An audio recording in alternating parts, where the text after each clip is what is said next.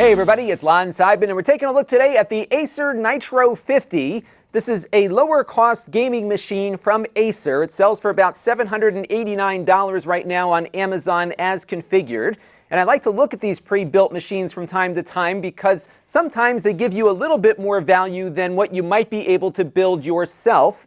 And we'll look at that analysis here in just a second. And we'll also, of course, take it apart and put it through our usual barrage of different kinds of testing so you can get a feel for what you get for the price point here. Now, I do want to let you know, in the interest of full disclosure, that this came in free of charge through the Amazon Vine program. However, all the opinions you're about to hear are my own. Nobody is paying for this review, nor has anyone reviewed or approved what you're about to see before it was uploaded. So let's get into it now and see what this computer is all about. So let's take a closer look now at the hardware. We're going to pop the hood on it first to see what is inside.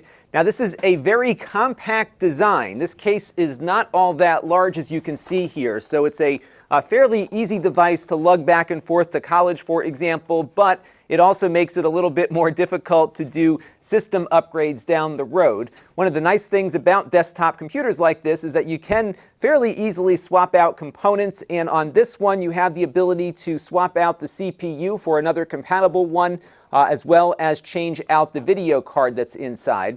Now, the CPU in this one is an i5-8400.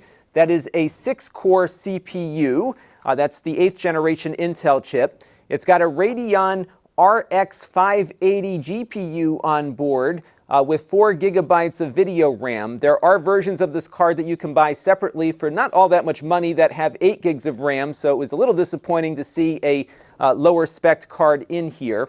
It has 8 gigabytes of RAM, but as you can see, it's a single channel of memory. Not as big of a deal when you've got a GPU on board, but I always like to see these computers with at least 2 sticks of RAM because it can process data more efficiently that way. I'm not sure what this thing is for. Maybe it's just a cable management device that they're not using, so that's in there. There's only one slot here on the motherboard, so you can't run dual GPUs, nor can you add anything else to it. It's got kind of a stock cooler here on the fan. I'm not seeing any other fans inside the case here. What it does have, though, is an optical drive. It's a slim DVD burner here, and then there is a hard drive mounted vertically here on this side. It's a 3.5-inch, 1 terabyte spinning drive. You can, though, screw in a solid-state drive if you want, a SATA solid-state drive, because they have all the holes configured properly for that. There's room for another hard drive here at the bottom. So you do have some degree of expandability, but this case is going to be very difficult to work with, especially if you're trying to wedge another hard drive in there. You'll probably have to disconnect your video power here in order to get that in there. So very tight squeeze, not a lot of cooling, so we'll check out how well it does when we test it out a little bit later for that. The power supply is a light-on power supply, 500 watts, so it is kind of a minimally configured PC here. They were trying to hit a price point, and they certainly were able to do that. So you do have some minimal expandability options here. Basically, you'd have to swap out the video card for another, and unfortunately, there are no other PCI slots that you can take advantage of on here. Ports are a bit barren on this one as well, so we have a whole bank here of USB 2.0 ports. One thing that Acer does do with their low-end PCs is they include a keyboard and a mouse with it. These are not gaming devices by any stretch, but they are there, so you don't have to go out and shop for a separate keyboard. But to be honest with you, you may as well shop for another one, given how lousy the keyboard and mouse here are. These are real basic, cheapo USB devices, but again, you get it in the box there. You've got 2 USB 3.0 ports here on the back, which are faster than these 4. You also have gigabit Ethernet and your audio ins and outs here.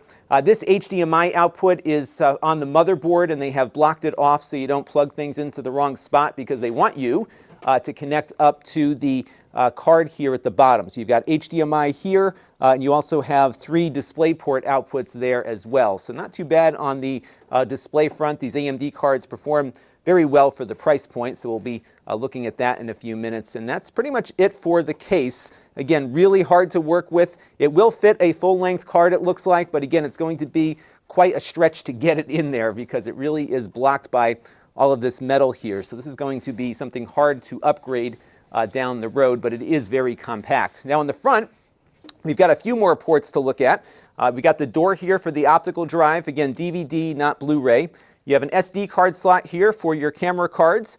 You have a USB Type-C slot here. This is not Thunderbolt, just USB-C, and I believe it's data only, so you won't be getting any video out of that. Down here you've got another USB 3.0 port, and then you've got audio out and audio in right there for your gaming headsets and whatnot, and the power switch is on the top here. So let's put this thing back together and see how it performs. Now, the first thing I noticed about this PC is how slow it is to get going, and I think a large part of that is due to the fact that it's got that spinning hard drive. There's not much in the way of bloatware on here, but it does have Norton security, which will consume some resources. And the issue that you run into when you've got one of these spinning hard drives is that when it first boots up and it's loading up all of those background tasks, it takes a while to get the computer to a usable state. And if you have a laptop with a solid state drive, this is going to feel glacially slow to you. So I would probably recommend going out and getting yourself a solid state drive to replace what is inside of the PC, just given how spoiled we have all become with those super fast solid state drives, and they're inexpensive enough that I think you can easily get one in there for not all that much more money. That was something I noticed right away on it. Otherwise, it feels like any other PC might. You can, of course, browse the web and do all of your word processing and other tasks that you might need for work and school. You got a 6-core processor in here, so that should be fine. But again, it's going to just feel a bit sluggish as you get going with it, given the fact that you are hindered by pretty old technology here driving the storage and data I/O. Now, of course, we ran some games on this device to see how well everything ran. We'll kick things off with Rocket League at 1080p at maximum settings. There we got a frame rate between 160 and 200 frames per second. Not bad for that game. And The Witcher 3 at ultra settings was running pretty close to 60 frames per second. It would dip down into the mid to upper 50s occasionally. So I think you could very easily get a very good-looking Witcher 3 session going with just some minor adjustments off of the ultra settings there, so that was good to see. We also ran GTA 5, and you can see the settings that we put to work on screen right now, and there we got between 70 and 100 frames per second, so all was good. We did, though, have an issue with Fortnite. We always like to look at Fortnite right now because it is a very popular game. You can see we were getting pretty much a whiteout on screen. Things were not rendering properly. Apparently, this is an issue that some people have with Fortnite from time to time. It looks like, at least in our testing, it is afflicting this computer. We did try to update drivers. We did everything we could to try to get Fortnite to run, but what you see on screen is all we ended up with. So hopefully there's some kind of fix that will come down and rectify that situation, but we did have trouble getting Fortnite to run on this PC. And on the 3D Mark TimeSpy benchmark test running in DirectX 12, we got a score of 4,092. Graphically, this GPU is just slightly above what we've seen out of the GTX 1060. I think it's going to be relatively comparable to what Nvidia provides at their entry-level card there. So we got 27 frames per second on the first portion of that test, 22 on the second portion. But you'll notice that we're getting very good performance on the CPU portion of that test, about 15.2 frames per second. That's actually comparable to the i7 processor that is in my gaming machine that I built about 5 years ago. So you can see where the progression of CPU performance has come. That was a high-end processor a few years back. Now we've got an entry-level i5 chip doing about the same performance. Not bad as time marches on here. We also took a look at its VR performance because there is a VR sticker on the case indicating that it is ready for that activity. We ran the Steam VR performance benchmark, and as you can see on screen here, it is just about on the ready side there. You can see the green arrow indicating that right over here. But note that as the new crop of VR headsets comes out later this year, they're going to be driving higher resolutions in some cases. So for example, Valve, who is responsible for Steam, has their own headset that will be at a higher resolution than what is currently available at the time that I'm recording this video. So my suggestion would be that if you buy this PC with the intent of doing VR, I would look at a first generation HTC Vive or one of the Oculus headsets that is running at the original resolution of those devices, because I suspect this test is going to get a little more complicated and probably more demanding as the resolution of these headsets increases. And we also looked at its thermal performance running with the Firestrike test from 3D Mark. This test runs the same benchmark over and over again to see if the computer degrades its performance over time. At the conclusion of the test, we got a score of 98.6%, which is a passing grade.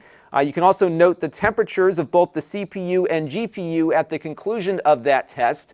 So you shouldn't see too much in the way of thermal throttling over longer gaming sessions with it. I suspect, though, if you started upgrading the case, putting in more hard drives, installing a faster GPU, for example, you might start seeing some issues with performance given the minimal cooling of the case and how compact and squished in all the components are inside of there. So you might want to look at adding an extra fan to the case, for example, and at that point you may as well just build your own PC and make it work the way you want to. But stock configuration here, it seems to be performing consistently, which was good to see. Fan noise isn't bad, although the CPU fan has a bit of a whining sound that you'll hear. It doesn't remain perfectly quiet when it's even sitting at idle. But the fan noise isn't bad when it's under load here. I'm not hearing the fans running too hard here, and overall it's a relatively quiet machine, but I would have liked it to be a little bit quieter when it's at idle or doing a non-strenuous task. Now, whenever I do a review of a pre-built gaming PC like this one, a lot of folks are always saying, hey, you could build it for less. Why bother getting something pre-packaged? So what I did is went out to PC Part Picker and configured things similar to what this computer has inside, and I came up with a pretty competitive price here, about $828 all in, with a computer that has roughly the same specifications. I found a similar motherboard, a similar GPU with the same amount of RAM on board. I picked a slightly larger power supply, so altogether you could probably get in here around the same price if you were to build it yourself. But a lot of folks just prefer to get something, take it out of the box, plug it in, and have their fun with it without having to go through the process of building something.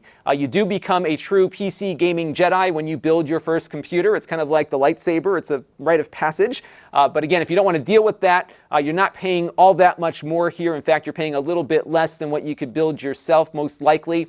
And as the product life cycle of this particular computer carries onward, the price will continually go down, especially as we get into the summer and fall of 2019. You might find this computer at a much lower price than what it is currently selling for at the time I'm recording this video. So I think if you wait a little bit, this will come down in price, and I think will be a very good deal for what it has inside. Right now, it's about comparable to what you could build yourself. Overall, not a bad computer. We are having some issues with Fortnite. I will keep an eye on that and see if maybe there's an update that corrects the issue either with Fortnite or the video drivers. It is rather sluggish, though, given the hard drive that it has inside of it. I would have preferred that they went with a lower capacity solid state drive, which would have delivered better performance. It really feels sluggish here, primarily because I have been spoiled over the last 5 to 10 years with the solid state drives I've been using on all of my computers. This is noticeably slower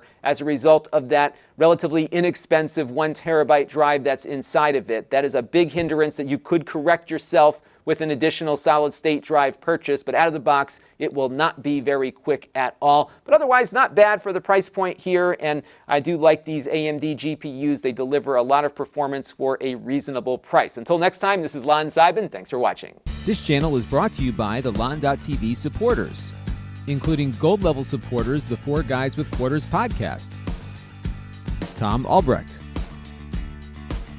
and Kalyan Kumar. If you want to help the channel, you can by contributing as little as $1 a month.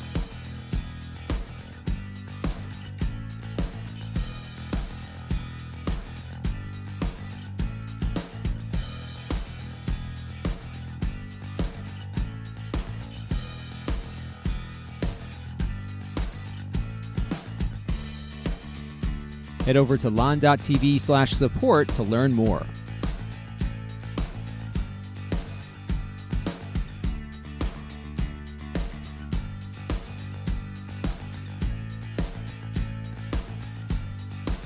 And don't forget to subscribe. Visit Lon.TV/s.